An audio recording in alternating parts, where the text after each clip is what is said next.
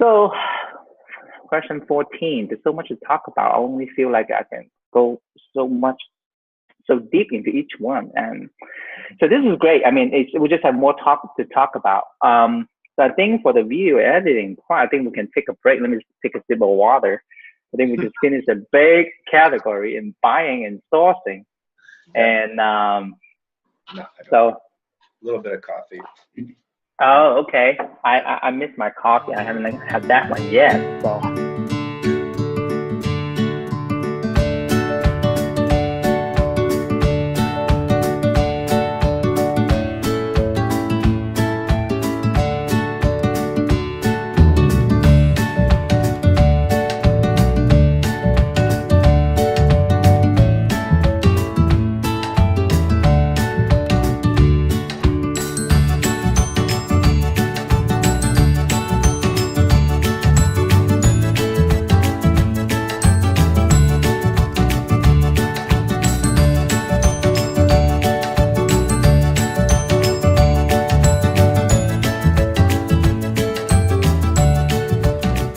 Okay, so the next question we have is question number 9. We're still in buying. Gosh, so fun. And do you sell any highest price shoes that are hard to find, or stick with the middle of the road and bread and butter shoes? I would consider everything we sell bread and butter. We sell everything. We sell We anything sell that we from- find profit, Right. but we don't typically find anything that sells for over what 120 is a high five. I disagree. You think we sell a lot over that? We're starting to sell into some higher end shoe brands for sure. I'm not going to say what they are. But Talking about, but there's still not very many of those. you think so? I think 98% of our sales are under $80. Got it. So there's a little bit of the higher price stuff, but not the hard to find. Not like you waited outside a Nike and got that brand new hot Yeah, thing we're that's not- gonna we're not sell for selling $400. Yeezys. No. Or the newest Jordan. We're not doing those at all. So my son is in the teenager, right? Starting to get into the sneakers and things like that. So, and I learned quite a bit from him about what, the high end, even from the just Nike, right? For example, you have this off-white special edition. And then I said, wow, really? They actually with a little zip tie on the shoes and then makes it more expensive and more, it's a brand. So Oh, half of my, People camp out for just to get them before they sell out. exactly. So I'm just curious. I mean, since we're selling shoes, I mean, there must be people that will look up on Amazon to see just in case they can able to find one of those, rare shoes. Yeah, I bet a lot of them are on Amazon. And if they're on there, the rank is terrible. So they'd be hard to spot. It requires a different level of expertise. Exactly. And then they have their unique website like StockX and a bunch of them. They specialize in this kind of thing. I have no idea until my son shared that with me. And I was like, wow, okay. Like they include a way to guarantee the authenticity of the shoes. They have a way to to authenticate it for you, so you can buy with confidence. I said, wow, this is kind of a unique, sneakerhead world, how they handle things. So I post something on that. Yeah, we've learned. Exactly. And another way that my son's doing is he's doing the customization, the design for the shoes. For example, you give him a Air Force One, a plain white one. So he was design basically using the paint and whatever to design the shoes. And that's his thing. And they already get all the tool, all the paint, all the brushes. And then he's really into doing the things like that. So it's a unique kind of a niche that people can do. And I have just have my eyes open to see, wow, okay, I guess I only know so much. Okay, so I think let's move on to question number 9. So do you we just finished that. Number 10. Do you sell other items with shoes? So clothes, I can. we're probably Okay. 60% clothes now. Yeah. And just a little bit of other stuff, Well, maybe 5%. Our ratios shift back and forth over the years. As we've added more shoppers, we used to be 70% shoes this time last year. Mm-hmm. We added more shoppers and we're paid by the piece. We pay by the piece. So shoppers with smaller cars tend to prefer clothes. They can get more pieces in their car. Okay. They don't want to max out their day at 80 pieces. Right. I see. I see. Okay, so because shoes and there's similarity between shoes and clothing, variation and all that, right? And then the returns a little bit better. So Right. it seems to complement each other pretty well, right? They do. Yeah, the sourcing criteria is very, very similar. The stores, a lot of times you find the same find items in the same stores or at least adjacent stores. Right. There's a lot of crossover there. And then if you get ungated in the category, you get both. Yeah, and clothes have lower storage fees because they're smaller. Yeah. Well, Yeah. I imagine by the end of the year, our ratio will shift more back to shoes, partly because I'm hiring a couple shoppers just to do some local opportunities we have here in San Antonio. So as we change up our employee mix and experiment maybe with some different pay structures, then we'll probably drift to a higher ratio of shoes than we are right now. The shoes were a higher ASP, a higher price point, and generally more net profit per pair. Right. So I think we did better when we were heavier on shoes. Okay. So that's so shoes and clothing are the biggest one. Okay. So question 11. Oh, we're getting to the last couple of questions for buying. So how many shoes do you have in your inventory at Amazon in order to sell a couple thousand each month? So you kind of already pointed out sending out 4,000 a month, and then you sell about 4,000, and right? And we have about 6,500 pairs of shoes in our inventory right now. And that's assuming, I don't know, we have sports and outdoors too, and some shoes fall in that. That's right. That's right. But specifically in the shoe category, it looks like we have 6,500 pieces of inventory. Wow. So that it takes the inventory to drive the sale, the volume. You know, if I walk into a shoe store and it has, 5 aisles, each aisle only have a 100 pair, versus to go to the one, each aisle has 1,000. It's like, wow. I mean, it's kind of a sale. You can see the difference, right? So for people starting to sell shoes, when they started, they're very, very cautious about what to buy, how to buy, the profit margin and all that. And then say, okay, I'll buy a little bit and then see what's going on.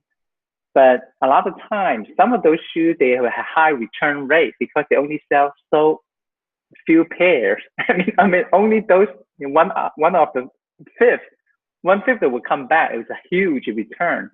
But for your higher volume, you pump this through, then all of a sudden the return, it seems to go down a lot because you have so many going out.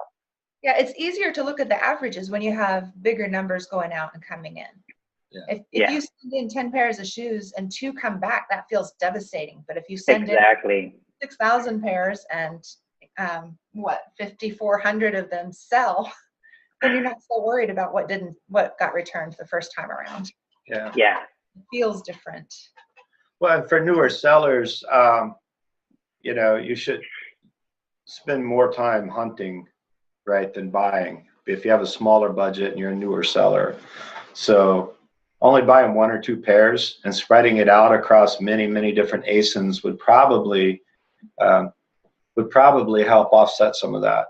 Because if there is one size run that has a tendency to get returned because it doesn't fit quite right, you're only going to have 1 or 2 pairs instead of 5 or 6 or 7 like Kim or I might, and it won't feel as devastating. This makes me think of when we first started bathing suits, and we don't do a ton of bathing suits, but the first time we tried it, I think I went out and bought maybe 4 bathing suits just to test because I'd never bought such a thing before and didn't know how they would sell. And 2 of them came back, And to me, that just proved bathing suits are a bad idea. We don't do bathing suits. It turns out they do okay. You know, we later got into a group and learned more about doing apparel in general, and bathing suits are fine. They're just like any other piece of apparel.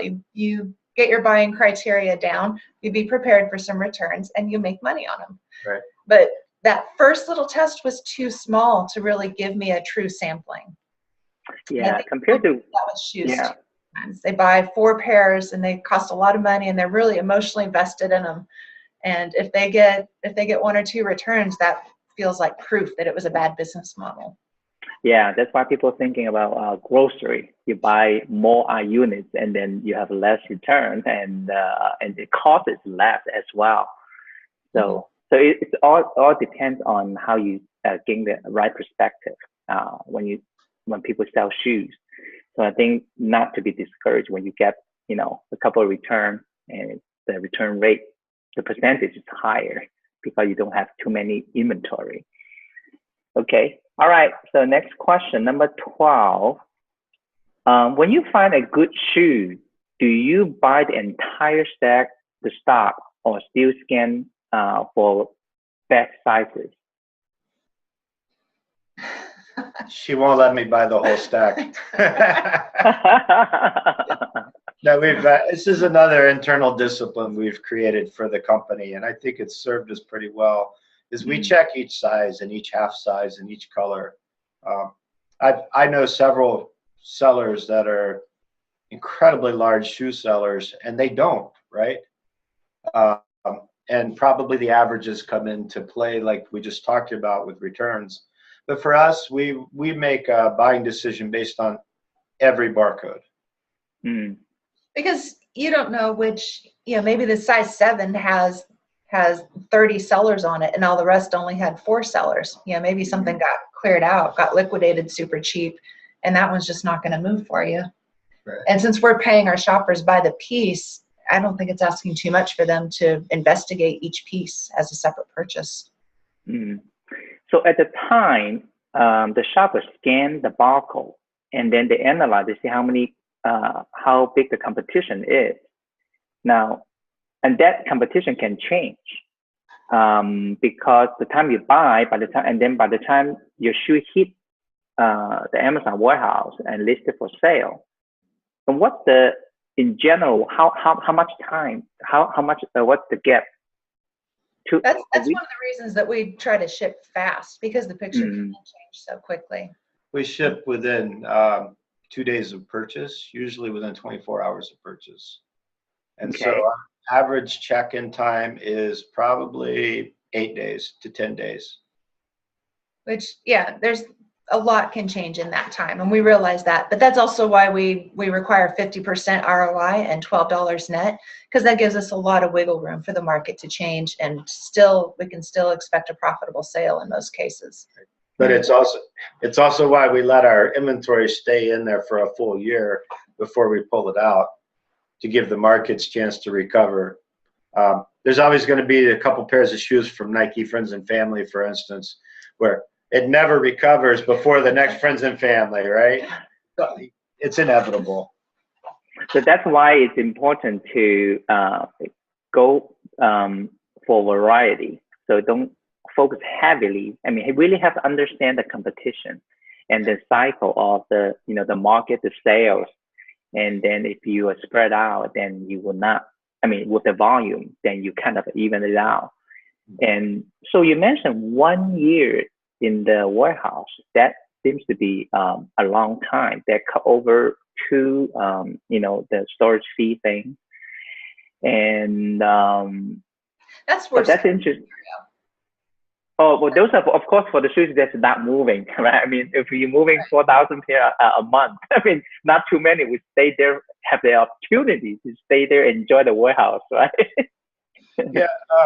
By the time we hit, I'm trying to think, 6 months, less than a third of our inventory ages over 6 months. Our turn rate under 6 months is pretty good. And then by the time we get to 12 months, we've sold the vast majority of our stuff off, and very few of it drops over the 12-month mark relative to our volume. Yeah, it's just a Yeah, few so, hours, not a lot. so this is a little different the way I do it because I'm 100% OA, right? So I used to when I first started selling shoes in 2014, as I learned my way through, of course, at the beginning, I tend to hold a very high ROI, at least 100%. And then later on, I learned, yes, I can hold 100%, but I have a lot of stuff get stuck in the inventory. It's not moving fast enough, right? So cash flow becomes an issue. So and then I started to drop the ROI expectation, right? So now I'm down to 30%.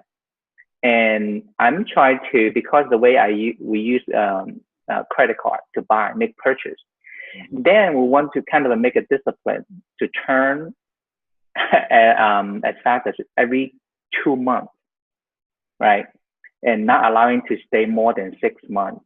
So usually, so that's in order to do that, I really kind of focus on some of the shoes that can turn faster. And so it's a little bit different than the approach that you're taking. And also, let me see, the other one would be for OA, because I don't have the luxury to prep the shoes the day I purchase, right? So I have to send it to a prep center, and then hopefully they can turn around within 24 hours. So me, actually, because I want to make sure that the shipping time is shorter, so sometimes I will pay a little bit extra to get a 2-day shipping instead of the normal, free shipping. It takes about 5 to 7 days, right? I think the timings really matter.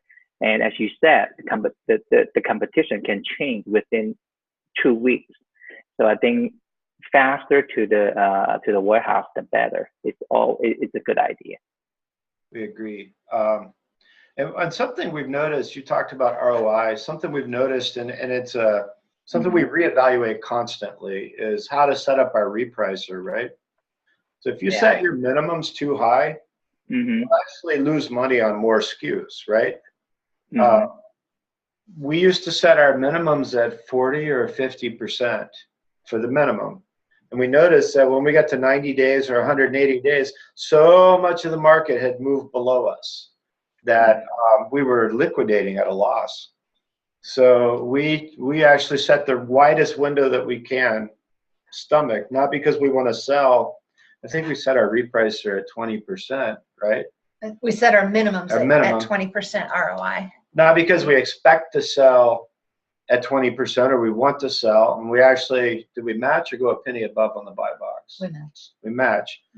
But when the window's wide, you sell more all the way down, right? So, and our ROI actually improved when we did that, because we were selling less at a loss. We were able to sell stuff sooner instead of having it drop below us and then months later liquidating at a big loss. Yeah, that's exactly what I experienced when I at the point to keep the 100% ROI. I'm not going to do anything unless we get that ROI. So as you grow, you learn to say, ROI is just another matrix, kind of a gauge, but don't hold too tight onto it. Otherwise, you're missing out a lot of opportunity, right? At the end of the day, it is the profit in your pocket that really matters. If you are making 15% ROI, I have a $1,000 more in my pocket. I can do that, right? So I don't take like a pride to say, hey, I make 110 ROI and make much less profit, right? So I think for someone new to selling, especially on shoes as well, just keep that in mind. Okay, great. So I think we are on the last question, 14 on the buying category. So what type of shoes do you focus on, athletic and or dress shoes? This is another one of those questions where there's multiple answers. Okay, so let's get the multiple answers for this one. It fits our criteria, but it's kind of self-selecting too. Because one piece of our criteria we haven't talked about is the fit as expected rate. To minimize returns, we aim for a fit as expected rate of what, 65%? Yeah. If it doesn't tend to fit well, then we reject it because we don't want to get a lot of returns. And that means that we end up doing less dress shoes. Athletic shoes tend to have an easier fit, a better fit, and so they fit our criteria a lot better. We've dabbled in, we do dress shoes, and we've done some boots and other styles, but we end up mostly with athletic and sandals and flip-flops. Yeah, it's very true. Do you want to add anything? I just totally stole that whole thing. No, I was we going to talked let about you it have ahead it. of time. That's fine. Sometimes people actually, when they do more, then you have the data to kind of see how things play out by itself, right? Naturally. So if you go to a specific store to do the RA, then over time you can kind of see what kind of stock the store will have available, and then so that's kind of you have to give it time to play out, and then you pay attention to the data. Like Kim's behind the scene looking at all the number, cash flow, and things like that can get a lot of insight into your personal buying, the criteria or the preference. And so it's really something that other people can share what work for them, but sometimes based on your location, your budget, your goal, then you really the answer can be different, like multiple answers, right? So I found it personally. I found athletic shoes takes up a big chunk of the shoe inventory, and the dress shoes. And sometimes I kind of I'm interested in looking at among the dress shoes between men and women, what the percentage are. And sometimes in women, you have more variety, right? You have cloth, you have casual, and men that doesn't have that many. Well, something that occurs to me is when we were scaling our business from Marshall shoes, and we used to do a lot of Burlington shoes before they outlawed the box, not having a box, right? You go in to do RA, we did more casual and dress and less athletic, because going to a Marshall's, over half of the shoe department is what you said. It's going to be a casual or a dress or an office shoe. And the percentage of athletic shoes in that store is going to be much smaller. Now, as we're doing RA from outlets, there's a couple of factors. The fit is expected rate. Also, by the time a dress shoe gets to an outlet, it might be a little more banged up looking than an athletic shoe, and then get rejected because of the condition. So I think it really depends on where you source, but we don't self-consciously say we want to buy athletic shoes. We want to buy all the shoes all the time.